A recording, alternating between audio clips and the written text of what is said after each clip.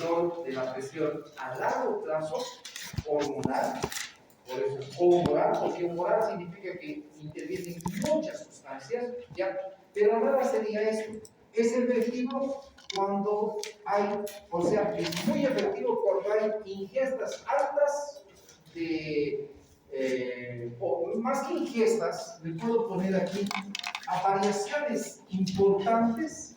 Es importante cuando hay variaciones amplias de ingesta de agua o no, o de ingesta de sodio o no. Entonces, este sistema renina-angiotensina-aldosterona es muy efectivo, ¿ya? Cuando hay variaciones importantes de agua y de sodio.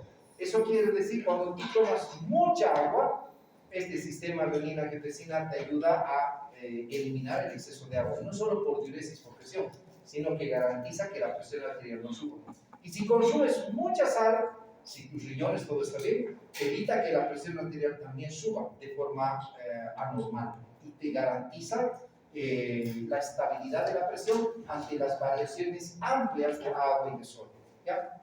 Entonces, este sistema renina-angiotensina-aldosterona es un sistema que se llama humoral. ¿Por qué? Porque intervienen muchas sustancias para el control de la presión, ¿ya? Ahora, este sistema se activa por las siguientes situaciones, en orden de importancia. Es pregunta de examen hasta en inglés.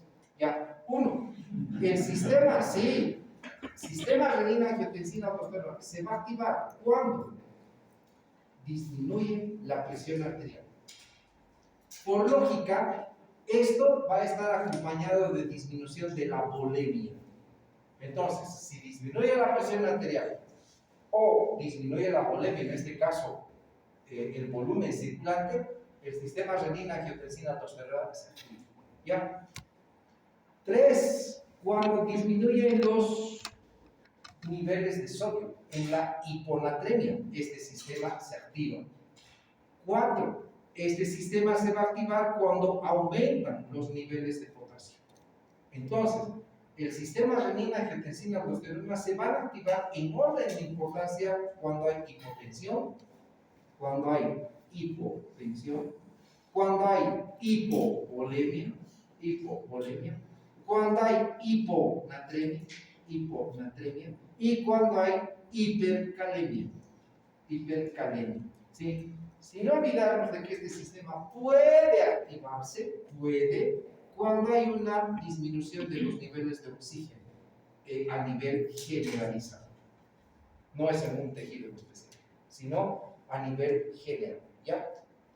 ¿Estamos? Preguntas hasta ahí. Entonces, este sistema renina-angiotensina-aldosterona es un sistema de control de la presión arterial o regulación a largo plazo, es humoral que depende de sustancias químicas y se va a activar en orden de importancia. Vuelvo a decir, estos 1, 2 son quizás los más importantes. 3, 4, 5 no dejan de ser importantes, pero son menos en importancia que los otros. Bien, ¿cómo funciona este sistema? Pregunta, ¿ya? ¿Y cómo es que se activa este sistema? ¿Ya? ¿Y cómo es que, pues, definitivamente debemos entender? Bien, entonces, mira por favor, ¿sí? Para eso tengo que dibujar la arteriola aferente, los capilares glomerulares y la arteriola eferente. Debo dibujar a lo que es la cápsula de Bowman y un poquito el túbulo contorneado proximal, ¿sí? Por eso es importante la histología. Aquí también debo dibujar a lo que es el aparato yuxtaglomerular, que es un grupo de células que están entre la parte inicial del glomérulo y la parte distal del glomérulo, ¿sí? Ojo, no voy a ir a detalles ahorita porque vamos a llevar esto en renal, pero aún así está abrazando la parte inicial del glomérulo y la parte distal. ¿Por qué te digo distal? Porque esta parte está en relación, aquí está la arteriola eferente, esta parte de aquí, esto voy a poner aquí para los capilares pediculares, ¿ya? Está en relación con parte del túbulo contorneado distal. Así es. Por eso de aquí viene la retroalimentación túbulo-glomerular, que después van a aprender. Bien, pero como no importa todavía esto, lo vamos a borrar y vamos a hacer esto. Bien, entonces, fíjate, por favor, cualquiera de esos estímulos anteriormente nombrados, hipotensión, hipovolemia, lo que sea, ¿sí? Es detectado por las células del sistema juxtaglomerular. Cualquiera de esos estímulos. Entonces, estas células que están aquí prácticamente son varoreceptoras, entre comillas le estoy poniendo, ¿ya? Porque detectan la presión con la cual está ingresando la sangre a la arteriola aferente. Y detectan todo lo que pasa en la parte distal de los túbulos. Después les voy a explicar. Entonces, detectan esa presión y si ven que esa presión es baja, automáticamente las células juxtaglomerulares empiezan a producir una sustancia enzimática o proteína enzimática llamada renina. La renina, ya, la voy a dibujar de esta manera. Fíjate, por favor, mira, la voy a dibujar así. ¿Qué parece? Una tijerita, ¿ya? Cataliza al angiotensinógeno. El angiotensinógeno es una sustancia también proteica que está pegada al endotelio vascular. O si quieren tomarlo, la secreta en el endotelio, como tú quieras. ¿Sí? Ahí está. Entonces, el angiotensinógeno que está aquí, angiotensinógeno, es inactivo. Ahí está, ¿sí? Es inactivo. Y cuando se secreta renina, la renina corta, si quieres tomarlo, o cataliza el angiotensinógeno y lo convierte en angiotensina 1. Lo convierte en angiotensina 1. Entonces, cuando hay cualquiera de esos estímulos que te he dicho, las células juxtaglomerares detectan ese estímulo y al detectar, automáticamente descargan y secretan ¿qué? Renina. La renina cataliza el angiotensinógeno y lo convierte en angiotensina 1. La angiotensina 1 circula por el organismo, por todo el organismo, pero ¿qué es lo que va a hacer? Va a llegar a lo que son los pulmones, ¿ya? Y en los pulmones, lo que pasa es lo siguiente.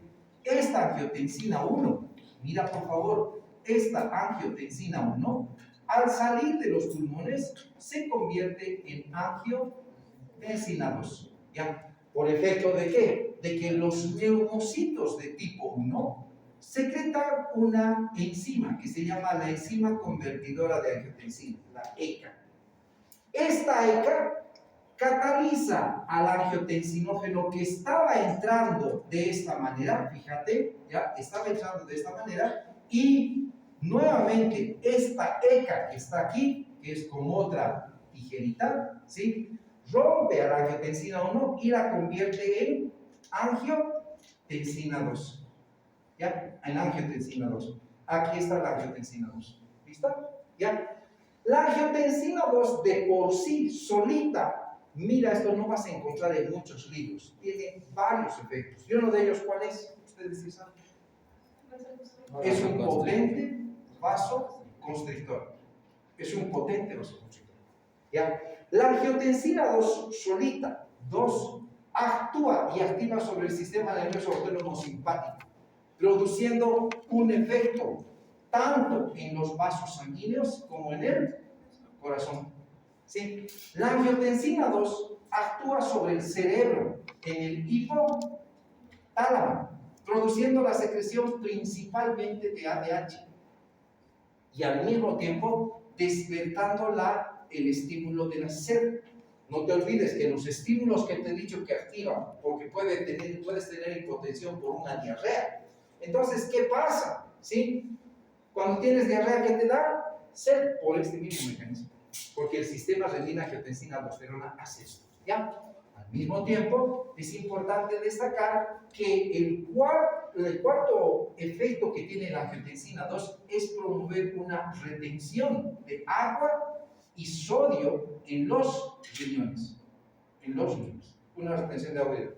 Sin olvidarnos que puede tener algunos otros elementos más, ¿ya? Como tener efectos en algunos tejidos de redistribución. Si fíjate, la angiotensina 2 entonces, ¿qué es lo que hace solita ya cuando está circulando en el plasma? Tiene varios efectos. No te olvides que si ha bajado la presión, la vasoconstricción ya aumenta la resistencia. El sistema nervioso aumenta la frecuencia cardíaca y el gasto cardíaco. el hipotálamo empieza a producir ADH, y la ADH, ¿qué es lo que hace? Restringe la eliminación de ¿qué? De orina, ya para evitar la pérdida de agua por orina. Y la retención de agua en los riñones evita que por doble se evite la pérdida de agua y de sólido, porque se reabsorbe. Entonces, esta angiotensina 2 además tiene como una quinta función: promueve la secreción de aldosterona. ¿Ya? Entonces vamos a hablar de eso. Entonces, la angiotensina 2 sigue circulando, ¿ya? Y llega precisamente a lo que es la glándula suprarrenal. Pregunta para ustedes: ¿cuántas partes tiene la glándula suprarrenal? Corteza y media. Corteza y media. ¿Cuántas partes o cuántas zonas tiene la corteza? Tiene 3 zonas. 3. ¿Cuál es la zona más superficial? Y es delgadita, así como lo estoy dibujando.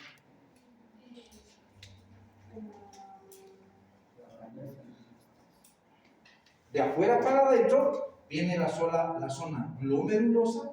Es pregunta de examen, se les va a preguntar, por si acaso. Ya viene la zona fasciculada o fascicular, ¿sí? Y viene la zona reticular, ¿sí? La zona glomerulosa o glomerular produce lo que es un mineralocorticoide. Se llama mineralocorticoide, ¿por qué? Porque es una hormona derivada del colesterol y maneja la homeostasis de los minerales. ¿Qué minerales? Sodio y potasio. Ojo, ¿ya? La zona fasciculada produce un glucocorticoide, no solo uno, varios glucocorticoides. En este caso es el cortisol, ¿ya? Aquí me he olvidado ponerles la aldosterona, y aquí la zona reticulada produce andrógenos, similares a la testosterona, ¿ya? Entonces, la angiotensina 2, una vez que ya está haciendo estos efectos, de por sí lo hace, llega a la glándula suprarrenal, y al salir de la glándula suprarrenal, entre comillas, esta sangre ya contiene lo que es la aldosterona. La aldosterona, ¿qué es lo que hace? Pregunta de examen, ¿ya? Y es hasta en chino y en japonés te van a preguntar. La función más importante de la aldosterona es reabsorber sodio, no, y excretar potasio. Vuelvo a repetir, ¿ya? La función más importante de la aldosterona es reabsorbe sodio y excreta potasio a nivel de los riñones, ¿ya? Pero doctor, ¿acaso no reabsorbe agua? Pues no. Lastimosamente, desde el punto de vista puramente académico, no lo hace. No lo hace. Quien ayuda en eso es la angiotensina 2, pero no la aldosterona. Ahora, ¿qué pasa con la aldosterona? Todo esto es pregunta de examen, porque ya te voy a enseñar por qué es pregunta de examen, porque es importante hasta para la fisiopatía y más allá, ¿sí? Resulta que esta aldosterona sigue viajando por el plasma y llega a los riñones, ¿ya? Y en los riñones tiene un efecto muy importante sobre las células principales. Todo esto tienes que saber, ¿sí? Estas células principales están en los túbulos distales y parte de los colectores, parte inicial, pero túbulo distal te voy a poner. Estas células principales, ¿qué hacen? Fíjate, por favor. Mira, esta es una célula principal y este es el vaso sanguíneo, ¿sí? Esta es la luz del túbulo. Aquí está la futura, ¿qué? Orina, ¿ya? Entonces, cuando estamos hablando de la futura orina, entonces aquí hay sodio y aquí hay ¿qué? Agua y otros componentes, ¿correcto? Porque es orina. Entonces, ¿qué hace la aldosterona? La aldosterona, pregunta de examen, ¿sí?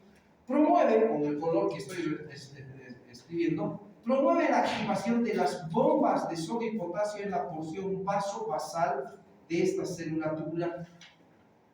Entonces, de lo que había 2 bombas, por decirte, hay 5. E incluso hay bombas en la porción vasolateral. Al activar la bomba de sodio y potasio con mayor fuerza, ¿qué hace la bomba de sodio y potasio? Transporta hacia afuera de la célula, ¿qué? 3 sodios, o sea, transporta sodio. E ingresa hacia dentro de la célula, ¿qué? Potasio. Entonces, al funcionar esta bomba, esta célula en la parte apical, mira, tiene otros transportadores, así te lo voy a dibujar para que me entiendas. Estos transportadores, ¿qué hacen? Con el color respectivo para que no te confundas mejor. Ya, ahí están. Estos transportadores lo que hacen es reabsorber el sodio. ¿Por qué? Lo hacen por diferencia de concentración que se genera por la bomba de circulación. Tanto sodio que sale, tanto sodio que es absorbido. ¿Ya? Entonces las bombas empiezan a funcionar y transportan a la zona vasobasal mucho sodio. Entonces todo el sodio que está en la orina futura se transporta dentro y ese es el camino que sigue. ¿Ya? Sodio que está en la porción intersticial vasobasal ingresa a la circulación. ¿Ya? Ojo, aquí no ha entrado el agua. Estas células, por intercambio, eliminan al potasio. ¿Ya? Bien. Ahora, ¿qué es lo que pasa con el agua? Porque muchos de ustedes me van a decir, quizás hasta su docente les ha dicho, absorbe sodio y agua, ¿correcto? Pues no es real. ¿Por qué? Estas células principales donde actúa la aldosterona no tiene apoporinas, ni tiene transportadores de agua. Y lo pueden ver en histología donde ustedes quieran. Pero el agua, donde ve el sodio, ¿quién le sigue? El agua. Entonces, el sodio está aquí. El agua tiene que ir de alguna manera, tiene que seguirle, ¿no? Porque es el colador que va a las fiestas donde no le invitan. ¿No ven? Entonces, ¿qué pasa? Como se genera una diferencia de concentración en la porción vasovasal, el agua atraviesa por vía paracelular entre las células, ya por osmosis. Y una vez que el agua aparece aquí, lógico, aparece en la circulación. Pero entonces la aldosterona no ayuda a reabsorber sodio y agua. Reabsorbe sodio y excreta potasio y producto de ese fenómeno, el agua por osmosis le sigue, por arrastre absorbe. ¿Estamos o no? ¿Sí? Por favor, eso es importante, porque el agua se absorbe por las apoporinas y transportadores que son diferentes más adelante. ¿Listo? Para eso está la DH. La DH hace efecto sobre las apoporinas y solo absorbe agua el efecto de ADH. ¿Sí? Entonces, ¿qué hace la aldosterona? Entonces, hace efecto sobre las células principales del túbulo distal. Todo esto es de memoria que tienes que saber, entre comillas, para el examen final, porque vamos a llevarse. ¿Ya? Y estos transportadores se activan con mayor efectividad, porque ¿qué hace la hormona esteroidea? Si esa esteroidea pasa por difusión o hace efecto por receptores de membrana, por difusión. Y una vez que afecta, activa la maquinaria celular de esta célula y empieza a producir bombas de sodio y potasio en la porción vasovasal y vasolateral. Tanta bomba activada promueve la función de reabsorber el sodio y manejar este sodio, movilizar, y este sodio de que empieza a ingresar por un solo gradiente de concentración. ¿Ya? El agua se queda porque no atraviesa la célula, pero el agua tiene que seguir al sodio. Entonces, ¿por dónde le sigue? Por vía paracelular, porque tiene que ir a alguna parte del agua. Y de esa manera, podríamos decir que es agua y sodio, pero no afecta de forma activa, es de forma pasiva, por simples cosas. ¿Correcto? ¿Preguntas? ¿Podría explicar? Claro, puedo explicar. Bien, el sistema renina-angiotensina-aldosterona es uno de los sistemas más efectivos para el control y la regulación de la presión arterial a largo plazo. ¿Ya? Este sistema está basado en un sistema humoral de múltiples sustancias químicas. ¿Ya? Ahora, este sistema se va a activar por muchos estímulos, como por ejemplo, ¿cuál es el más importante? La baja de la presión, la hipotensión. 2, la hipovolemia. En orden de importancia 3, el déficit de sodio. 4, el exceso de ¿qué? De potasio. 5, ¿cuál era? Baja de... Los bajos niveles de oxígeno, pero es como que últimos. ¿Ya? Ahora, mira, cualquiera de estos estímulos va a activar el sistema renina-angiotensina-aldosterona. Entonces, cualquiera que esto lo detecte el sistema yuxtaglomerular, cualquiera de las situaciones, principalmente estas, ¿ya? El sistema yuxtaglomerular, una vez que detecte esta variación, empieza a producir ¿qué? Renina. Esta renina, ya una vez presente en el plasma, sirve como una enzima que convierte al angiotensinógeno en angiotensina 1. La angiotensina 1 es inactiva, no tiene ningún efecto, pero lógico ya está circulando en el plasma. El angiotensinógeno está pegado, está circulando. La angiotensina 1 circula por todo el organismo, pero llega a los vasos pulmonares. Y en los vasos pulmonares La angiotensina 1 se convierte en angiotensina 2 por acción de una enzima, la enzima convertidora de angiotensina, que, entre comillas, corta y degrada la angiotensina 1 y la convierte en angiotensina 2. La angiotensina 2 de por sí solita ya está haciendo efecto y es potente. ¿Por qué? Como ha bajado la presión o hay poco volumen, empieza a producir potente vasoconstricción para subir la resistencia vascular y subir la presión. Activa el sistema nervioso autónomo simpático y la frecuencia cardíaca también para subir la presión. Activa al hipotálamo y al ADH para retener el líquido que se elimina por orina, ¿ya? Se retiene además en el mismo riñón agua y sodio por acción de la angiotensina 2 y además la angiotensina 2 promueve la secreción de aldosterona. La angiotensina 2 está circulando por el plasma y llega a la glándula suprarrenal a nivel de la corteza. Esta angiotensina 2 hace efecto por receptores de membrana en las células glomerulosas y al hacer efecto produce aldosterona, un mineralocorticoide. Mineralocorticoide porque maneja la homeostasis de los minerales sodio y potasio. Entonces, ojo, por eso está aquí esto, no es por otra cosa. Entonces, ¿qué pasa? La aldosterona empieza a salir de la glándula por la sangre y llega a los riñones. En los riñones tiene células blanco, y la célula blanco es la célula principal del túbulo contorneado distal.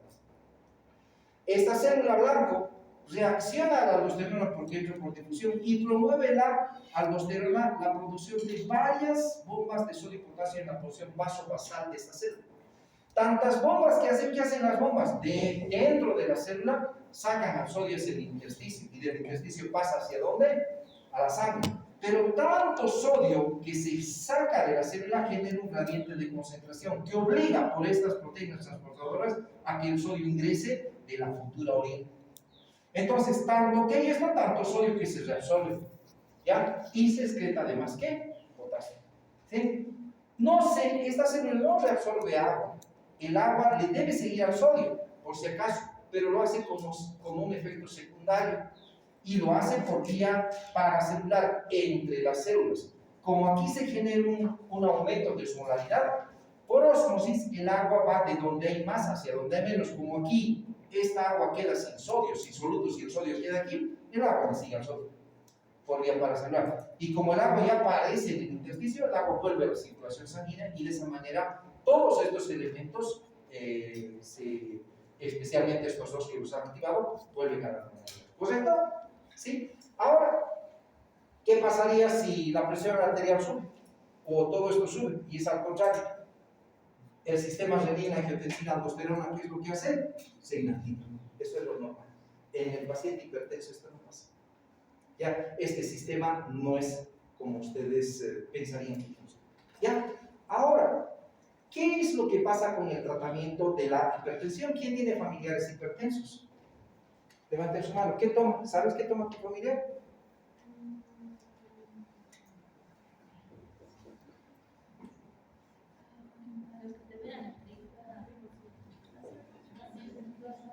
¿Sí?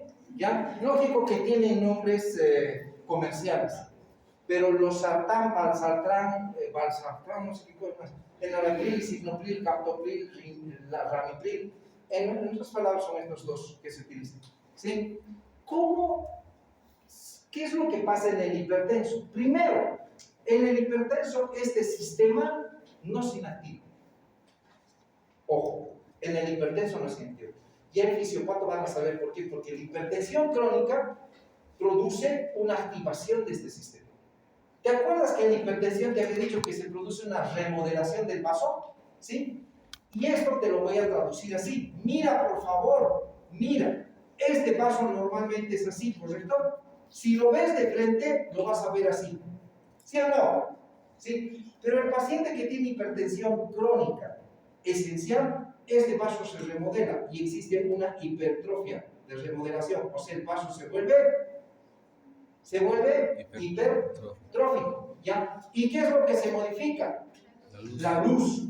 Entonces, al vaso que le entraba gran cantidad de sangre por esta luz, resulta que esa cantidad de sangre se restringe. Pregunta para ustedes: ¿cómo lo interpreta el aparato extraglomerular cuando llega poca sangre a la arteria de la frente, con hipotensión.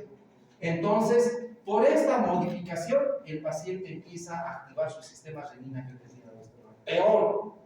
De hecho, la aldosterona y la angiotensina 2, si se secretan crónicamente, modifican los vasos y producen estas modificaciones. Por eso es que hay que cuidar eso. Entonces, ¿qué pasa? En el hipertenso no está bien este sistema por estos cambios que se han producido, que tú ya debes saber, por eso estás aprendiendo fisiología. Entonces, ¿qué pasa? Se activa este sistema y se produce un círculo vicioso. ¿Qué hay que hacer con los círculos viciosos? Cortarlos. ¿Cómo se corta? Ahí está. ¿Qué hace el enalapril? El enalapril es un IECA. El enalapril es un IECA.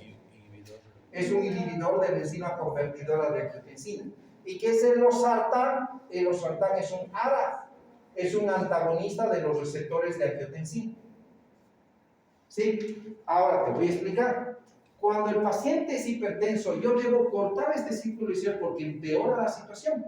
Sí o sí. Y ya te he dicho que estas sustancias son modificadoras modifican la luz del vaso, o sea, son remodeladoras. Peor a largo plazo. Entonces, debo de alguna manera evitar que esta sustancia haga efecto, porque estas no funcionan, ¿correcto? Y no puede haber mucho, aunque hay antagonistas de la aldosterona, como por ejemplo la espironolactona, pero se utiliza en combinación, no es tan efectivo. ¿Ya? Entonces, sí, ¿qué es lo que hacemos? Le damos enalapril a mi paciente y utilizo una IECA. ¿Qué es la IECA? Sí, es un inhibidor de esta enzima. Entonces, hago desaparecer a la enzima en su secreción. ¿Y qué pasa? La angiotensina 1 no se convierte en angiotensina 2, se queda como angiotensina 1. Y deja de producirse todo esto. ¿Me estás entendiendo? Pero lindo sería que todo esto sea efectivo al 100%, pues no lo es. Ya. Y a la larga incluso el paciente adquiere tolerancia al medicamento. Por eso que a veces el hipertenso cambia de medicamentos de vez en cuando. ¿Me estás entendiendo? Ya. Entonces, le das un IECA y esta angiotensina 1 no se convierte en angiotensina 2. Primero, ya sabes que todos esos efectos no se dan. ¿Saben cómo se han descubierto los IECAs? Se han descubierto en los años 60, un poquito más o menos antes. ¿Ya? Resulta que en el Brasil se ha descubierto este fármaco. Hay una víbora que cuando mordía a las personas les producía hipotensión y al producir esa hipotensión incluso los podía matar de hipotensión. Entonces los investigadores estudiaron el fármaco, cuál es el que produce la hipotensión y podría tratarse a los pacientes hipertensos. Y de ahí salió el primer medicamento llamado captopril. Captopril es el extracto del veneno. ¿Ya? Este captopril viene del nombre de la víbora que le llamaban en ese momento en el Brasil, en el Amazonas hay, en nuestro Amazonas, en todos los que compartimos Amazonas, la víbora se llama capotén. De ahí viene el captopril. Pero el captopril, como era prácticamente un extracto casi puro del veneno, producía muchos efectos colaterales. De ahí empiezan a hacer moléculas sintéticas como el enalapril, el lisinopril, el ramipril, que tienen menos efectos colaterales y casi son específicos. Entonces, el captopril se dio y funcionaba bien para inhibir la ECA, ¿sí? Pero resulta que a veces no es tan efectivo, entonces se adquiere tolerancia, entonces se utilizan los ARAs. Los ARAs son antagonistas de los receptores de angiotensina. ¿Te acuerdas que voy a borrar esta partecita de aquí, ya para que me entiendas? ¿Sí? Las células musculares, como todas las células, tienen receptores. Por ejemplo, si este es músculo liso y tiene un receptor para la adrenalina, ¿qué va a pasar con este músculo? ¿Se va a qué? ¿Contraer? ¿Correcto o no? Porque la adrenalina o la noradrenalina produce vasoconstricción y si el músculo liso contrae. Pero este músculo liso, esta célula, también tiene un receptor para la angiotensina 2. Cuando está presente viene la angiotensina 2 y se pega. Y también produce ¿qué? Vasoconstricción. Bien. ¿Qué hacen los ARAs? No te olvides que la angiotensina 2, mira, había sabido hacer efecto en los vasos, en el sistema, en las neuronas del hipotálamo, en los riñones, o sea, en todas partes esta pinche angiotensina hace efecto. Debo bloquear a todas esas células que tienen su receptor. Entonces, ¿le doy qué? Un ARA. Este ARA es el medicamento. Entonces, ¿qué es lo que hace? El ARA se une al receptor y desplaza a la angiotensina 2. No la dejo unirse, es como decir, yo prefiero al medicamento que a la angiotensina. Entonces se pega, lo bloquea, no puede unirse y no hace efecto. ¿Me están entendiendo? Ese es el principio para hacer estos tratamientos de hipertensión. Preguntas.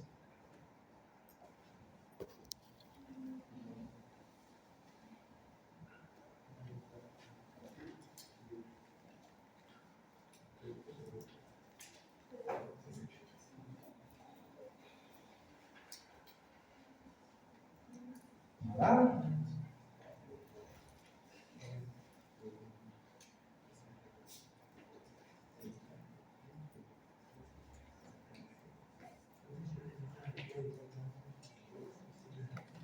Bien. Ok. Vamos a lo siguiente.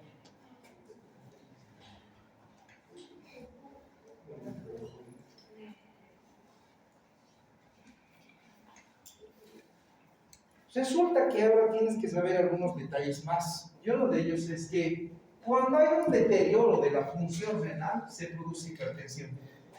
Como te digo, la base de todo esta regulación son los riñones. Por eso que los pacientes, cuando tienen alguna clase de deterioro, ¿sí? renal, o sea, en otras palabras, ¿qué se llama esto? Insuficiencia ¿qué? Renal. Los pacientes con insuficiencia renal siempre hacen, o la mayoría de las veces, hipertensión arterial. Ejemplo, muchos de nosotros cuando somos niños, por la ignorancia de nuestros papás, nos hacen pasar las faringomigalitis, ¿correcto? En la faringomigalitis, ¿qué bacteria te produce? ¿No están llevando todavía a microbiología? No, pero ya deberías saber el estreptococo, beta hemolítico de grupo A. De hecho, todos ustedes tienen estreptococos en su box ahorita. ¿Ya? Entonces, este estreptococo, lastimosamente, en algunas personas, no en todos, tiene un antígeno. Es como decir, tiene su parte antigénica que se llama el antígeno M. Lastimosamente, ese antígeno M, que es una sustancia extraña, lo deja el estreptococo en las personas. ¿Ya? Y algunas, ante ese antígeno M, el sistema inmunológico reacciona y produce una reacción de autoinmunidad, una reacción inmunológica. ¿Qué hace el sistema inmune? O sea, el sistema humoral y celular. Se encarga de destruir al antígeno M, dejado por quién? Por el estreptococo. Pero no solo hace eso, sino destruye a nuestros tejidos más. Por eso se llama reacción autoinmune. Destruye a las válvulas cardíacas. ¿Por qué? Porque el antígeno M le encanta las válvulas cardíacas del lado izquierdo de nuestro corazón. Ojo, pregunta del examen. ¿Ya? Y de esa manera, sí, el sistema inmune, al destruir el antígeno M, destruye incluso la válvula cardíaca. Y por eso se producen valvulopatías reumáticas. ¿Ya? Pero nada sería eso. El mismo antígeno M y el estreptococo tienen una afinidad por los riñones. Y lo peor es que se queda este antígeno en los riñones y el sistema inmune destruye el riñón, la funcionalidad, junto con el antígeno. A la larga, ¿qué es lo que pasa? Mi paciente empieza a tener insuficiencia renal. ¿Cómo es una situación autoinmune? Al principio no pasa nada. Un paciente puede estar con 90% de su función renal, vive feliz. 80% de su función renal, sí, vive feliz. 60% de su función renal sigue viviendo feliz, no hay edema, no hay nada, pero lastimosamente el sistema inmune lo está destruyendo su riñón. Si no nos damos cuenta antes, llega el punto en el cual el paciente tiene apenas 20% de función renal y empieza a ver edema, se hincha, todas esas cosas. ¿Ya? Entonces, y está porque ya se ha destruido el riñón y el paciente tiene insuficiencia renal post-estreptocócica. Puede ser agudo o crónico y ya van a ver cómo. ¿Ya? Entonces, el deterioro renal o de la función renal puede producir hipertensión. ¿Por qué? No te olvides que quien empieza a activar el sistema renina-angiotensina-aldosterona, ¿quién es? ¿Sí? Las células glomerulares que detectan todo lo que está pasando en el ingreso de la sangre y todo eso. Ahora, no solo eso. ¿Qué pasa con el estreptococo, la hipertensión o la diabetes? Daña la membrana de filtración, la engrosa. Entonces, el deterioro renal no solo está dirigido a la circulación sanguínea, sino a la función renal como la filtración. Cuando estos dos se alteran, se produce hipertensión. ¿Sí? ¿Qué va a pasar, por ejemplo, si por alguna razón la arteria renal, la estoy dibujando, esta es la arteria aferente, pero haz de cuenta que la arteria, ¿ya? Por un tumor se estrecha. No te olvides, ¿sí? Que esta es la arteria aorta y estas son las arterias, ¿qué? Renales. Las renales son ramas de la aorta, nunca te olvides, ¿ya? Entonces, ¿sí? Aquí está un riñón y aquí está el otro riñón, pero el X o Z motivo el paciente hace un tumor retroperitoneal, que sí pasa. Por ejemplo, los tumores de glándula suprarrenal, que pueden comprometer eso, hacen el tumor y empiezan a comprimir esta arteria. Al comprimir esa arteria, ¿qué pasa? El flujo sanguíneo hacia el riñón disminuye y el riñón lo interpreta como que no hay sangre. ¿Y qué activa este riñón? El sistema renina-angiotensina aldosterona, haciendo que haga efecto sobre este otro riñón y sobre todo el sistema. ¿Y produce qué? Hipertensión. ¿Estamos? Entonces estos son los elementos que debes saber. Te vuelvo a decir, todo esto está aplicado a la clínica longitudinal. No es que tengas que saber porque sí, ¿sí? Y tiene su razón de ser porque vas a ver estos pacientes. Vas a ver estos pacientes. Bien. Ahora, ¿qué pasa si mi riñón no tiene tumor? Pero resulta que baja el oxígeno en la circulación sanguínea, perdón, al revés, ¿sí? Baja el oxígeno. ¿Qué va a pasar? Cuando baja el oxígeno, el riñón lo interpreta que no hay oxígeno. ¿Qué pasa? No debe haber buena presión. Entonces activa el sistema ¿qué? Renina, que lo hace por esa manera. ¿Estamos? Preguntas.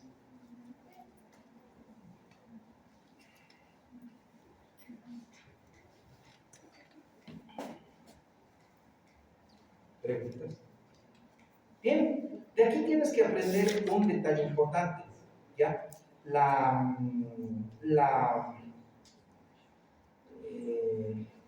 hipertensión de golpe, ¿sí? Antes de que me olvide, para terminar esto un poquito de los riñones, resulta que este es el riñón, ¿listo? Y el riñón, no te olvides que tiene sus arterias, por ejemplo, una arteria que va a ir al polo superior, una arteria que va a ir a la parte media y una polo inferior colector, ¿sí? Entonces, fíjate por favor, resulta que por X o Z motivo, haz de cuenta, y esto pasa, ha habido un coágulo y ese trombo ha obstruido la arteria del polo superior. ¿Qué parte de este riñón va a sufrir disquemia? ¿El polo superior o no? ¿Sí? Y sufre disquemia. Digamos parcial, no lo haremos total. ¿Qué pasa con los glomérulos de este lado, de este polo? Empiezan a sufrir de hipoxia. Y esos glomérulos activan el sistema ¿qué? Renina, angiotensina, aldosterona y producen hipertensión. A esto se llama isquemia parchada o parcheada del riñón. Isquemia parcheada en parcheada del riñón, que también produce hipertensión arterial. ¿Me has entendido? Por eso que el déficit sanguíneo en los riñones es muy importante y los riñones se irrigan. Les voy a dar un pequeño caso clínico aquí, las infecciones urinarias, ¿sí? Seguramente ustedes han escuchado decir que las infecciones urinarias en las mujeres es frecuente, ¿correcto o no? Sí. Pues no. Nunca. Una mujer en toda su vida puede tener quizás unas 3 o 4 infecciones urinarias en toda su vida. No he dicho cuando es joven ni nada, ¿no? Eso quiere decir que si tienes infecciones urinarias frecuentes, 2 por año, aunque una por año, es anormal. ¿Ya? Anormal. No confundamos con la cistitis que a veces con tu periodo menstrual puede venir, porque esa cistitis, entre comillas, inflamación de la vejiga, está inflamada por el útero que está sensible por la menstruación, ¿correcto? Eso es un poquito diferente. Pero otra cosa es infección urinaria con fiebre, con orina, con orina turbia, maloliente y con dolor. Eso es infección urinaria. ¿Están entendiendo? Bien. Entonces, la infección urinaria en la mujer no es frecuente. Lógico, es más frecuente que en el varón, sí. Infección urinaria en el varón, si tiene un varón joven, infección urinaria menor de 40 años, es ETS. Infección de enfermedad de transmisión sexual. ¿Ya? O sea, en el varón, o si no tiene alguna malformación. ¿Ya? Pero en el varón, infección urinaria menos de 40 años, es ETS o malformación. Si es mayor de 40, próstata. ¿Ya? Punto. Pero dejando de lado. Mujer. No es frecuente. ¿Por qué? Hay mujeres que tienen frecuentes infecciones con dolor, malestar, fiebre, todas esas cosas, ya, orinas turbias y esas cosas, y eso, aunque sea de la parte baja que es de vejiga, pueden subir ¿hasta dónde? Hasta los riñones. ¿Ya? Las infecciones repetitivas del riñón, a la larga, dañan los riñones y producen ¿qué? Insuficiencia renal. Por eso, mucho cuidado. Ahora, te voy a contar un caso. Dos casos, ¿sí? Una vez, hace mucho tiempo, ya es años, viene una señora que es vecina un poquito del lugar, yo tengo un consultorio de mi casa, y me trae sus dos gemelitas chiquitas de 2 años de edad. Ya, el problema era el siguiente: tenía infección urinaria, con fiebre, con orina con pus, piocitos, piuria, ya, leucocitos y todo. 2 años con infección urinaria. Solo hay que pensar, o es malformación o hay algo malo. ¿Qué le hace, señora? Les aseo 3 veces al día sus genitales con agüita manzanilla. ¿Dónde has visto a una niña asear sus genitales 3 veces al día? Ni una mujer adulta debe hacer eso. Ni siquiera ustedes. Te acepto que te haces un día por medio, con la ducha. Por más de que me digas que no, eso es suficiente. Porque eso mismo te protege. Alguna vez he tenido pacientes, hasta algunas de las chicas aquí, no de ustedes, de otros grupos, varias. Doctor, mi mamá me obliga a rasurarme mis vellos. Tus vellos te protegen para que no tengas infección urinaria, para que esté saludable tus genitales.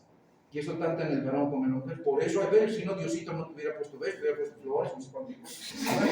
No sé, ¿no? Es que es eso, ¿ya? Y es por eso que deben entender ustedes, y ustedes desde jóvenes como médicos deben aprender por qué y el porqué de las cosas. ¿Ya? Que el olor, ¿qué olor? ¿A qué quieres que huela tus genitales? ¿A rosas? ¿Dónde se ha visto un genital oler a rosas? Huele al olor normal que tiene mientras esté dentro de lo aceptable, ¿no? Tanto del varón como de la mujer, ¿no? Entonces la señora, ¿cómo a su hija de 3 años, a las 2 gemelas, les va a lavar con el tema? Claro, cambiaba el pH y las bacterias hacían junto con los hongos, ¿ya? Entonces, ¿qué es lo que pasaba? Las chiquitas estaban con fiebre, una tremenda infección urinaria que tenían que dar tratamiento. Hacerle entender a la señora de que no puede ser eso. Lógico, supongo que he entendido, pero las chiquitas son jovencitas, son grandes, y pues supongo que ya saben, porque le dije, no tiene sentido, ni usted ni nadie puede hacer eso, ¿ya? La otra cosa, ay, mi hijita, mujercita feliz, el amigo que es amigo conocido que tiene su nieto. Pero resulta que la chiquita tiene 2 años, pero en estos 2 años si ha ido por infección urinaria al médico cada mes, es poco. 2 años, ¿cómo vas a ir cada mes? Aunque cada 2 meses, es mucho. En comillas, es poco, lo que sea.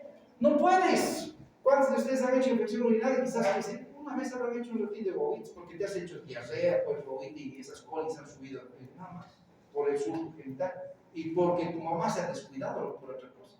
¿Sí? ¿Ya? Entonces, ¿qué pasa? Debe tener algo, no es normal. No, su pediatra me ha dicho que es normal en las mujeres. Sí, ¿cuánto normal? ¿Cómo no? Resulta que la chiquita un día estaba fatal. Me dicen, Pablo, por favor, necesito un urólogo urgente aquí en Cochabamba porque es de Oruro. Ya le digo, vente aquí, te van a atender tal persona excelente, aquí, vente aquí, te atienden, hacen todos los estudios y resulta que tiene esto. Y esto puede pasar hasta en tus hermanitos, primitos, conocidos. Mira, estos son los riñones, estos son los ureteres, ¿ya? Y estos ureteres normalmente deben terminar en la vejiga por atrás, ustedes ya saben, esta es la vejiga y este es el ureter, ¿correcto? ¿Qué pasaba en esta niña? Tenía una malformación congénita de que esto estaba acodado así, ¿no? Cosa de que la sangre, la orina, no drenaba bien, y al no drenar bien por esta misma situación, ya se producía incluso reflujo, se acumulaba el líquido, la orina aquí y se infectaba. ¿Ya? ¿Qué pasaba? Tantas fiebres, este riñón se ha perdido. Esta misma infección ha pasado a este otro riñón. ¿Cuánto por ciento la niña tiene? Según el urólogo que tiene, ya tiene, si no me equivoco, 40 a 50% de riñones comprometidos. Puede vivir, ¿ya? Pero ¿te imaginas que la infección ya ha dañado 40-50% a sus 2 o 3 años? Pregunta. Por eso es que tienes que entender, por eso es que aprendes aquí estas cosas como médico, y a saber tener una vida saludable, una vida tranquila, una vida que te haga realmente vivir como tal. ¿Sí? Y que tú enseñes estas cosas. ¿Ya? Muchos de ustedes pueden decir, no, no me pasará eso, en serio, que cuanto menos piensas te pasan estas cosas. ¿Sí? La vez pasada, el año pasado, estaba haciendo el oficio 2 y les hablo del tumor más frecuente de cerebro en jóvenes, o el más frecuente de cerebro, es el prolactinoma. ¿Sí? El prolactinoma es el más frecuente, son macro microadenomas en el cerebro, en la hipófisis. ¿Sí? Y sin exagerar, en nuestros 20 años he debido detectar, y me han dicho los chicos, no solo detectado, como 3 a 4 personas. Y el año pasado, yo tengo prolactinoma, me están haciendo esto. ¿Sí? Un microadenoma. La otra vez, mira, por eso te digo, ¿sí? Uno de los chicos hacía oficio 2 brasilero, doctor, tengo que ir al médico. Ya, le digo, es que me tienen que poner mi testosterona. ¿Cómo? Testosterona. A esta edad, ¿qué testosterona? Como las pipocas, ¿está? Sí, rebasado, ¿no? ¿Ya? Entonces, ¿sí? Como le digo, haces psicoculturismo, le digo, no, doctor, pero el tipo tenía 24 años, o sea, 24, tu testosterona está rebalsando, ¿no? Le dije, qué raro, ¿y por qué? Es que me han dicho que mis testículos no producen testosterona. Le veo, no creo, ¿dónde te han dicho? En el Brasil. Bueno, no decimos que allá hacen mala medicina y aquí buena o al revés, no, pero para mí no creo, le digo. ¿Sabes qué? Tu problema está aquí. Cuando le dije hasta aquí, creyó que le había dicho que estaba loco, ¿no? Se enojó, ese ratito reaccionó, no, a ver, escúchame, tu problema tienes un tumor en tu cabeza, le digo. No, sí, no, sí. Te voy a dar unas órdenes, andaste y te vas a ir al endocrinólogo. Le doy las órdenes, todas sus hormonas estaban bajas, tenía un tumor hipoficial, que es frecuente. ¿Qué pasaba? Evitaba la eliminación, o sea, la formación de TSH y LH, que estimulan la formación de... Y no solo eso, tenía baja TSH, por eso venía a las clases, se dormía, un problema hormonal, y tenía un trastorno de conducta. Los problemas hormonales producen hasta psicosis, ¿ya? Y los trastornos de conducta van de que no tienes ganas de aprender, que te duermes, que estito, que lo chito, el hipotiroidismo. ¿Cuántos de ustedes están maestro? Hipotiroidismo. Si tú debes estar como joven, así. Como yo peor, como yo peor, esa es la verdad. ¿Sí? Y en serio, ahora, la otra cosa es muy frecuente el hipotiroidismo en la mujer. La mujer entre los 30 y 40 años hace el hipotiroidismo, algunas muy frecuentes. No se dan cuenta. No se pasa. Lo que pasa, sí, te lo paso, ¿entiendes? No, sí, es que afecta. Resulta que no es que se pasa, sino que el feto depende de las hormonas tiroides de la mamá cuando está en gestación. Y como la mamá no secreta las cantidades correctas, tu glándula tiroides tampoco reacciona a eso, ¿ya? O si no, secreta, sí, no reacciona a eso. Hay varias teorías, y entonces el riesgo que tú corres es de que nazcas con ese déficit. Pero como vos eres normal, te va a producir. Ahora, si tu mamá tiene hipotiroidismo, ten en cuenta que a su edad que la detectado tú puedes hacer, porque son autoinmunes. En serio, así que cuídate. Ya es autoinmune. Pues medio que a veces es el... ¿Qué? ¿No has nacido? ¿Acaso estás haciendo tratamiento? No, nací cuando era bebé. No pasa nada. El bebé está tratamiento, pero si estás... Sí. Está bien, está todo normal. No, todo normal ahorita. Todo normal. Por eso estás aquí, si no, no sirve. ¿Ya? Esa es la verdad. Pero ¿qué pasa? Cuando tengas unos 35, 40, hacemos controles hormonales. Ya vas a saber por qué. ¿Por qué? Porque el hipotiroidismo en la mujer o en los varones es plenamente autoinmune. O sea, nuestro sistema inmune destruye nuestras glándulas tiroides. Nuestras células. Pero no es en todos. Es posible, dicho cuidado. El único que es hereditario es el cáncer de mama. Si tienes mamá o abuelita o familiar directo de mujer que haya tenido cáncer de mama o tumores de mama, seguro que se hereda. Así que mejor cuidado. Ese sí se hereda. Sí se hereda. ¿Ya? Entonces, ¿qué pasó? Esta chiquita con todas estas cosas por esa estupidez. Es frecuente la infección urinaria en mujeres. Tiene 3 años. Ahora tiene 5. La chiquita está bien, pero tiene 40% de riñones comprometidos. ¿Te imaginas? ¿Y no le pueden hacer trasplante? Ahorita no, porque ella no necesita. puedes funcionar con un 20% de tus riñones, 30 está bien, ¿ya? Pero trasplante ahorita no tiene sentido. Y no te olvides que esto ya han puesto unos tubos, se ponen unos tubos y debe vivir con esos tubos como para infectar, ¿ya? Es bien peligroso. Jugar con los riñones y con especialmente los riñones son como dos joyitas que hay que cuidarlos. Tus riñones se arreglan toditos, toditos. ¿Qué? Claro, pero imagínate, ¿sabes qué es la diálisis? Ya hay dos, o la hemodiálisis o la diálisis peritoneal. Los dos tienen riesgo. He visto pacientes con silencio, con diálisis peritoneal morir de peritonitis. Claro, porque son tubos que meten al peritoneo y se ¿no? Tanto meter, pues tienes que hacer 2 o 3 veces a la semana. ¿Qué crees que se meten bacterias y todo? Te da una peritonitis y mueres. ¿Ya? Y los otros, la hemodiálisis, aunque es segura, puede hacer trombos, puede hacer muchas cosas, todos. Así que mejor ser sanito. ¿No es? Así, cuidarnos. Mejor bien fabricados. ¿Qué? Mejor bien fabricados. Nada más. No te escucho. Bien fabricado. Bien Tienes que fabricados. ser fabricado, pues tu papá tiene que haber hecho bien, aquí, ahí nomás. ¿Qué más?